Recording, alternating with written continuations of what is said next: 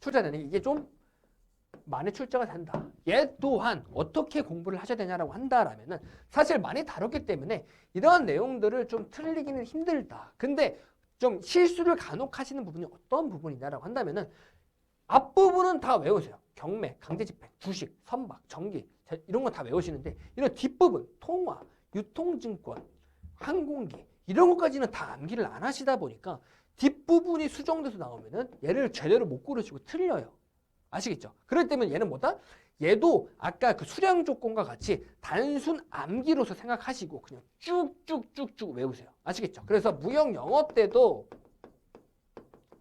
이 영어로서 원문으로서 CS를 공부를 하시잖아요. 그 원문을 공부하실 때도 얘를 쭉쭉쭉쭉 뒤까지 다 같이 암기를 해주셔야 바로바로 공식처럼 기계처럼 바로 고를 수 있습니다. 아시겠죠? 우리 그 국제모드 시험 자체가 시험이 굉장히 좀 시간 특성에 80문제가 나오는데 시간이 좀 짧다. 그렇기 때문에 시간을 좀 줄일 수 있는 데는 확확 줄여야 돼요. 근데 이런 문제에서 고민을 하면 안 된다라는 거죠. 아시겠죠?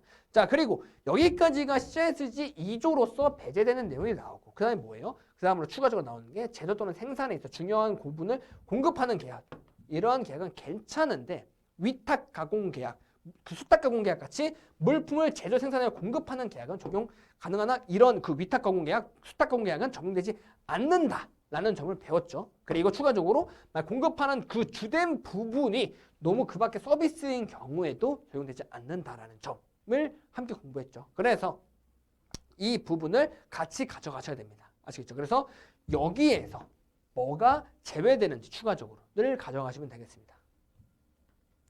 자, 계약 위반에 따른 매도인과 매수인의 구제 수단을 좀 간단하게 보도록 하겠습니다. 구제 수단은 두 가지 이상을 병행적으로 행사할 수 있는데 이 병행적으로 행사할 수 있다라는 것 자체가 뭐다?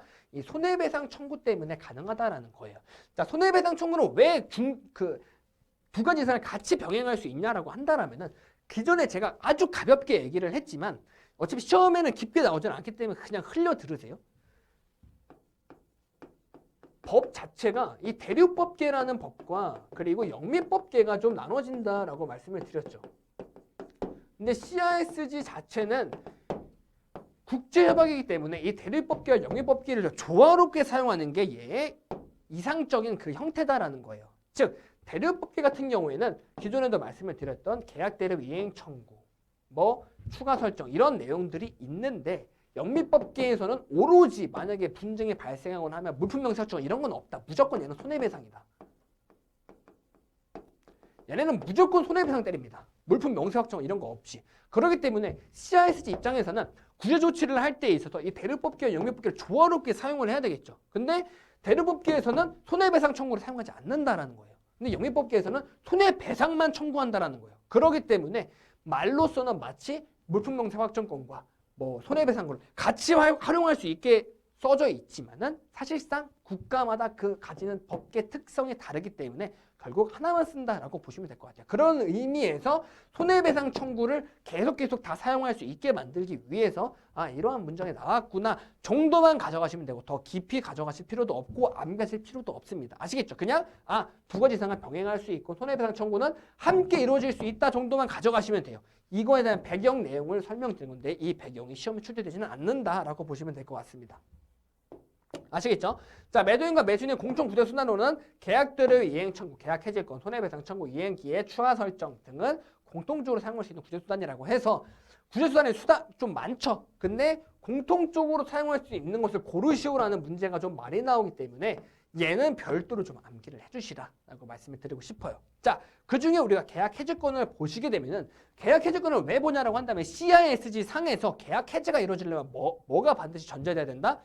본질적 계약 위반이 전제되어야 된다라는 거예요. 그래서 매도인과 매수인의 본질적 계약 위반이 있을 경우에 계약을 해지할 수 있다라는 문장이 중요하다라고 보시면 되겠습니다. 그래서 매도인이 설정한 계약을 위한 추가 기간 내에 매수인의 대금 지급 물품의 인수 의무를 이행하지 않았을 경우에는 이행하지 않았다고 성화할 경우 이때는 계약 해지할 수 있다라는 말이 뭐냐라고 한다면은 자, 이행기의 추가 설정을 볼게요. 예를 들어서 제가 물품을 송부를 해야 되는 의무가 있잖아요. 근데 물품을 송부하지 않았다라는 거예요. 그래서 매수인 입장에서 야, 너 물품 보낼 의무 수행해.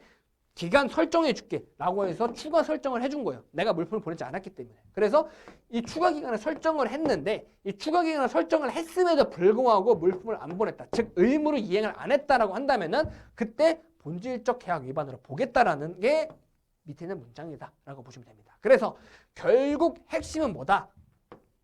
첫 번째, 본질적 계약 위반이 있어야 계약 해지가 가능하다. 두 번째, 이행기의 추가 설정은 어떻게 보면은 본질적 계약 위반으로 보지 않는 것들을 본질적 계약 위반으로 보기 위해서 설정하는 것이다 라고 보시면 된다라는 거죠. 아시겠죠? 그래서 이 두 가지를 공부하신다라고 보시면 될 것 같아요.